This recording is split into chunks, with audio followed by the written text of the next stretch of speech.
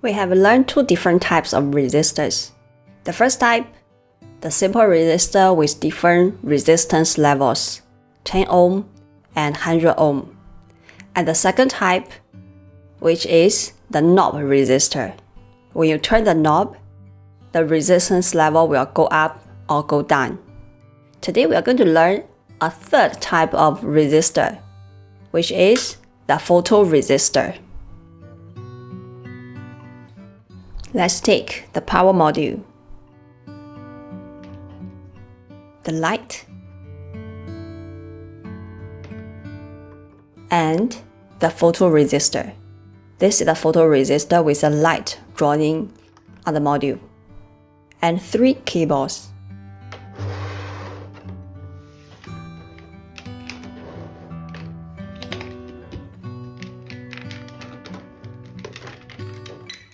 We are going to connect these 3 and make a simple closed circuit.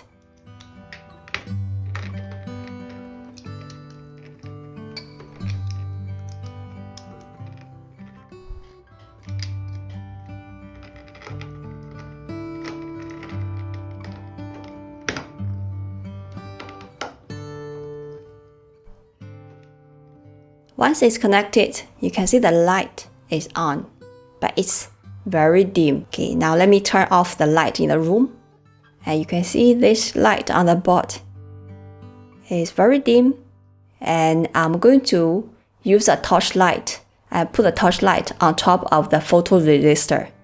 You see the light become brighter, and if I remove the torch, the light became dim again. Try again, put on the torch, the light is bright. Remove the torch, the light becomes dim. That's how photoresistor works. When light is shone on the photoresistor, its resistance level drops. There's more current flow through the circuit, so the light becomes brighter. When there is no light shone on the photoresistor, its resistance level is increased. There's less current flowing through the circuit, and that's why the light becomes dimmer.